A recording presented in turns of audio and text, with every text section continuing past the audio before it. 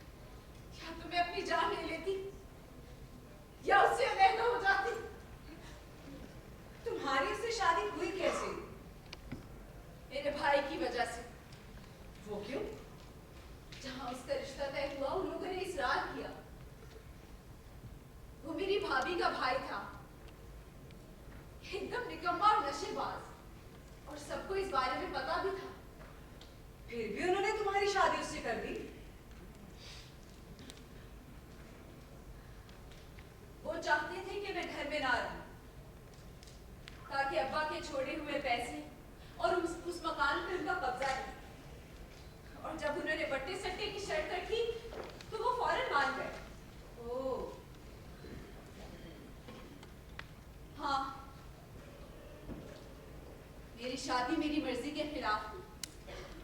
जोर जबरदस्ती मुझसे मेरे दस्तखत ले लिए गए और मुझे उस जहन्नुम में झोंक दिया गया।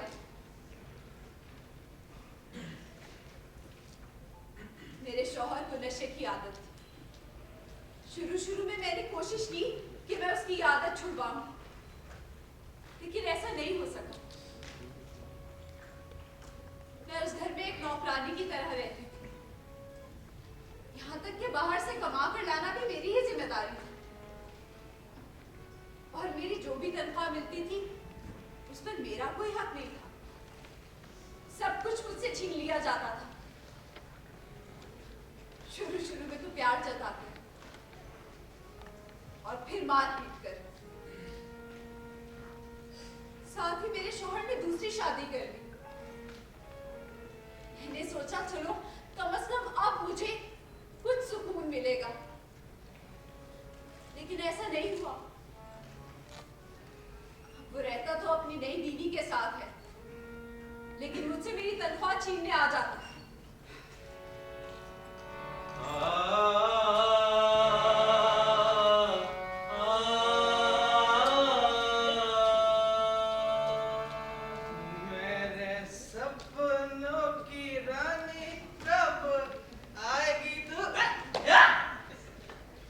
मेरे सपनों की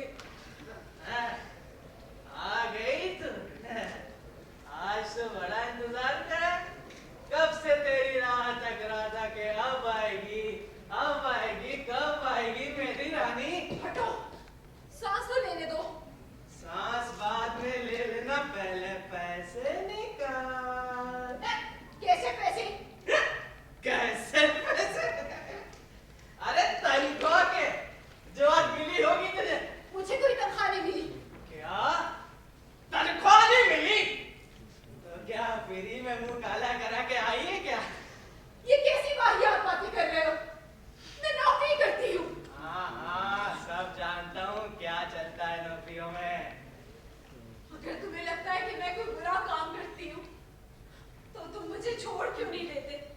मैंने तुमसे पहले भी कितनी बार कहा है कि यानी जो चिड़िया सोने का अंडा देती है उसे उड़ जाने दो। अरे बातें बनाना बंद कर, पैसा निकाल। नहीं, मैं नहीं दूंगी। अच्छा, बड़ा जोर आ गया तेरी आवाज में।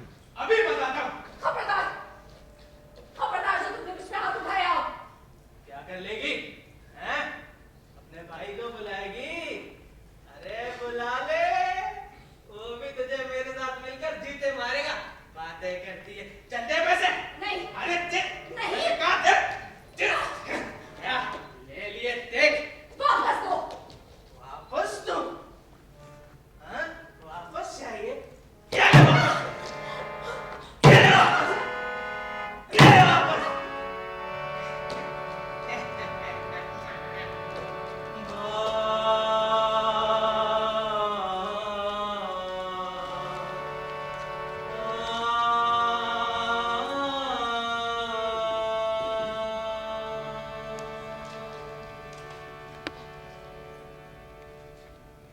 परवीन, तुम पर तो वाकई बहुत जुल्म हो रहे हैं।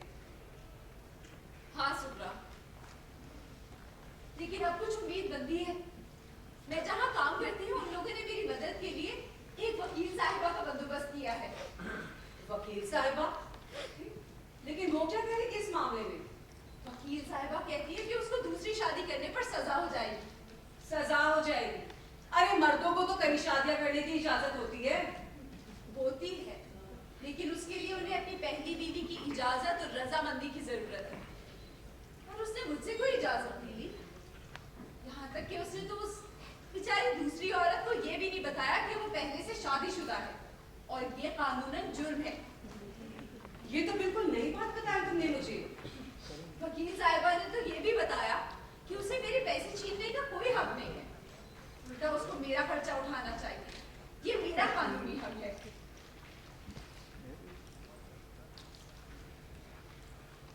सुब्रा, मैं तुमसे एक बात कहूँ? हाँ कहो। देखो, तुम्हारी बेटी का निकाह होने वाला है। हाँ तो भाई साहब से कहना कि लड़की को निकाह में जो भी हक मिल सकता है वो उसके निकाहनामे में लाजमी लिखवा लें। तुम्हारा मतलब है मेहर वगैरह? वो तो जाहिर है लिखवाएंगे, आखिर बाप है उसके। नहीं सुब्रा, मेहर के अलावा भी निकाहनामे में और बहुत सी जरूरी चीजें होती हैं। आमतौर पर तो लोगों को पता ही नहीं होता कि कानून औरत को क्या क्या हक देता है। हाँ, निकाहनामे में? अरे मैं तो समझती थी कि बस 2 बोल पढ़ाए जाते हैं, दस्तखत दिए जाते हैं और रुखसती कर दी जाती है, मैं बस। भी पहले यही समझती थी, लेकिन फिर वकील साहिबा ने बताया कि निकाहनामे में बहुत सी और भी बातें होती हैं जो आम लोग ध्यान में नहीं रखते, हालांकि वो बहुत जरूरी है। यहाँ तक कि औरत को तलाक देने का हक भी मिल सकता है। कैसी बातें करती हो? तलाक तो मर्द देते हैं, लेकिन अल्लाह ना करे कि इसकी जरूरत भी पड़े। हाँ सुब्रा, लेकिन हालात का किसे पता होता है, और हमें अपनी बच्चियों को उनका पूरा जायज हक दिलवाना चाहिए। मेरी वकील साहिबा ने बताया अगर ये हक मेरे निकाहनामे में होता तो मुझे खुला लेने में इतनी दुश्वारी का सामना ना करना पड़ता। मैं तुम्हें क्या क्या बताऊं सुब्रा, मैंने क्या कुछ नहीं सहा। मेरा अपना भाई, मेरे ससुराल वाले सब मेरी जान के दुश्मन बन गए थे। अच्छा परवीन, तू रो रही, बैठ मैं तेरे लिए चाय लेके आती हूँ। नहीं सुब्रा, लेकिन जो मैं कह रही हूँ उसको गौर से सुनो। निकाहनामे को अच्छी तरह पढ़ लेना। ये काम तो मर्दों के होते हैं। हर इंसान के लिए अपने हुकूक जानना जरूरी है, खासकर औरतों और लड़कियों के लिए। मुझे तो बाद में पता चला, अगर मेरे निकाहनामे में लिखा होता तो मेरे शौहर पर पूरा हक मेहर अदा करने की पाबंदी आयद हो सकती थी, और अगर मेरे जहेज की तफसील उसमें दर्ज होती तो वो भी मुझे मिल जाता। देखो, तुम्हारी बेटी पढ़ी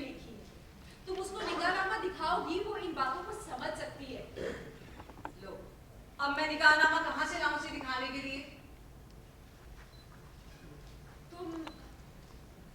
तुम उसे अपना निकाहनामा दिखा देना, उसमें सब कुछ मिल जाएगा।